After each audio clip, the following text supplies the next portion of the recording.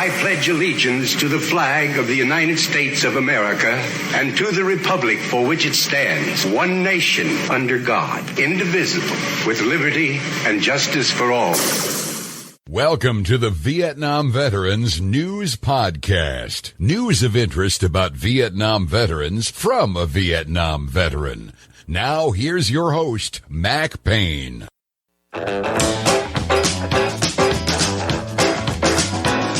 This is Mac Payne here with episode 1860 of the Vietnam Veteran News Podcast. News about the Vietnam War and the brave veterans who served there, as told to you by yours truly, a Vietnam veteran.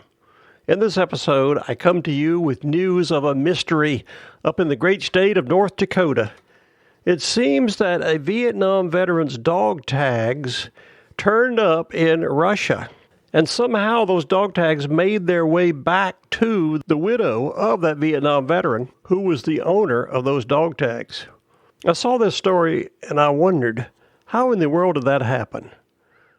A Vietnam veteran's dog tags that were in Vietnam ended up somehow on the streets of Moscow, Russia. And then somehow they were returned to the widow of that Vietnam veteran who passed away back in 2007. He was 58 when he died. His name was Ronald D Hepper, a native of North Dakota. His story reminds me of a good friend of mine by the name of Bob Bell. He was a lifelong farmer over in Gardner, North Dakota, just a little bit north of Fargo, where all those murders took place in that movie. Bob Bell was an inspiration to me. He farmed over 2,000 acres. He was not born with a silver spoon in his mouth. When he graduated from high school, he decided he wanted to be a farmer out there in North Dakota. He didn't own any land. He didn't own a tractor. He had nothing. Bob Bell epitomized the American dream. He had a dream and decided to go for it. He succeeded in achieving his dream. He always appreciated farming out there in North Dakota. He would tell me about the challenges of farming out there and all the things he had to put up with the weather and the markets. Knowing Bob Bell presented to me a tremendous admiration for the state of North Dakota and the people that live there in North Dakota. I did not know Ronald D Hepper, but I'm sure he shared the same qualities that my good friend Bob Bell of Gardner, North Dakota, exhibited in his life. A story about the mystery of these dog tags appeared on KXNET CBS-TV station out there in Bismarck. KXNET TV is short for KXMB. I guess they didn't like saying KXMB, so they shortened it to KX, which does sound cool. KXNET TV. That's where this story came from. It was titled, ID Tags Found in Russia Return to Widow of North Dakota Soldier Wounded in Vietnam. I'm going to share this story with you, and I'm going to request some assistance. After you hear the story, if you have any ideas of how that could have happened, I would appreciate you giving me your opinions on how this could have happened. All you've got to do is go to the podcast website, VietnamVeteranNews.com, click on the Contact Us button, and tell me what you think. I've got a few ideas, but I'd like to know what you think about it. Let's take a look at this story. Dateline, Bismarck, North Dakota. U.S. Army ID tags finally made their way into the hands of a widow whose husband, a soldier from North Dakota, who was wounded by a grenade in the Vietnam War more than 50 years ago. To all Vietnam veterans out there, whenever you hear something like that in a sentence, something happened in the Vietnam War more than 50 years ago, does that make you feel old? I used to think 50 years was a long time ago. When you experience it, it's not all that long. It is a long time if you did not invest in T. Rowe Price mutual funds 50 years ago. But if you did, those years just fly by, and when they're over with, you are a very happy person. By the way, T. Rowe Price did not pay me to say that. Continuing with this story, the dog tags of Ronald, better known as Ron D. Hepper, resurfaced in Russia. Ron died in 2007 at the age of 58. His tags were returned to his wife, Ruth, of Bismarck on Wednesday by none other than the governor of the state, Doug Burgum. I also invite you to go to the podcast website, VietnamVeteranNews.com. Go to episode 1860, and there you will see the whole bunch of them. The governor, the widow, the relatives, and a general, as they presented the late Ron Hepper's dog tags to the widow. Let's take a look at Ron's history. Ron grew up on a ranch in Sioux County near Selfridge, North Dakota. Just for your information, Selfridge sits about 60 miles due south of Bismarck. Selfridge is one of those places with a lot of wide open country. It's a great place to live if you want to get away from the hubbub of city life. Continuing. After graduating from Selfridge High School in 1967, he volunteered for the draft and served a tour of duty in Vietnam with the U.S. Army's 196th Light Infantry Brigade of the Americal Division. That 196th Infantry Brigade has been covered frequently in this podcast when Vietnam veteran John Shoemaker has come on here to talk about his experiences in the 196th. The opposition forces, they were everywhere. But the Americal Division was operating up there in southern I Corps, and it was rough. So we know that Ron Hepper was in some tough situations. Continuing.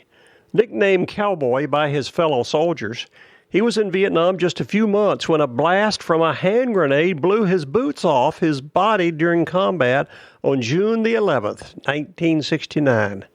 Ron had kept a set of ID tags commonly referred to as dog tags in his boots, and he had loosened his boots before going to sleep that night, his wife said. He woke up in the hospital with no boots and no dog tags. He spent 3 months in an amputee ward, but thank the good Lord above, doctors were able to save his legs. For his injury suffered in combat, he received the Purple Heart. After his military service, he returned home to his ranch near Isabel, South Dakota. He and his wife had moved to Bismarck to be closer to family a few months before his death in January of 2007. Here's the mystery. How Ron's dog tags resurfaced. The dog tags ultimately were found by an American citizen traveling in Russia.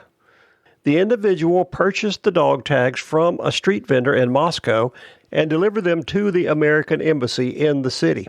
From there, they were forwarded to the U.S. Department of Veterans Affairs in Washington, D.C., which contacted the North Dakota governor's office.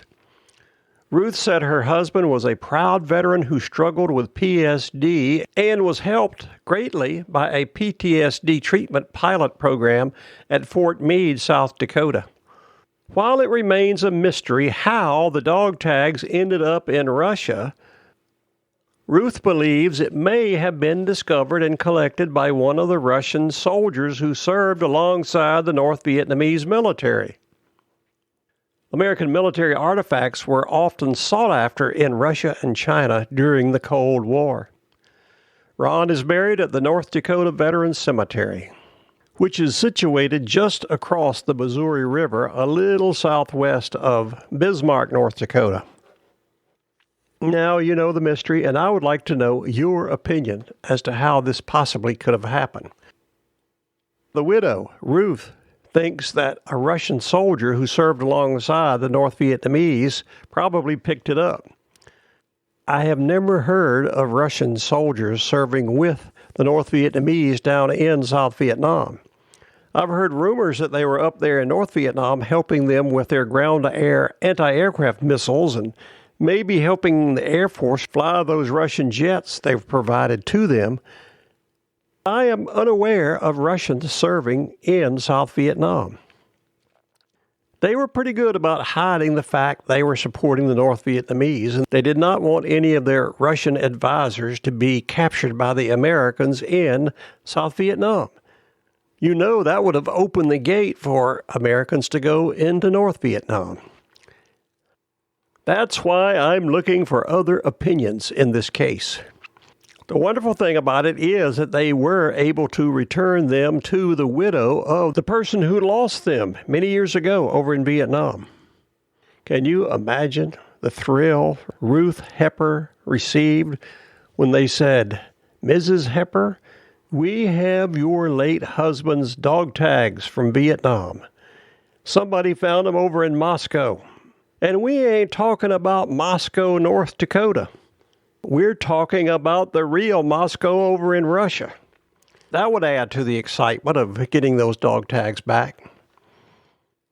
Notice to all listeners to this podcast, you now have your marching orders.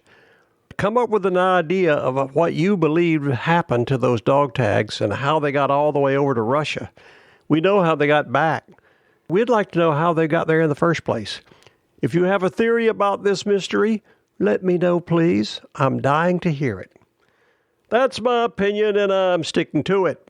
This is Mac Payne closing out episode 1860 of the Vietnam Veteran News Podcast.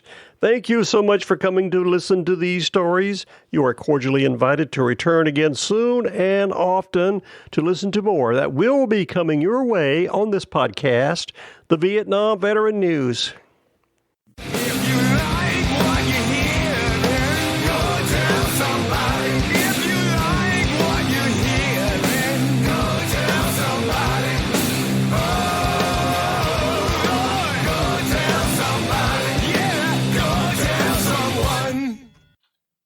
How about that? Ain't that a mess?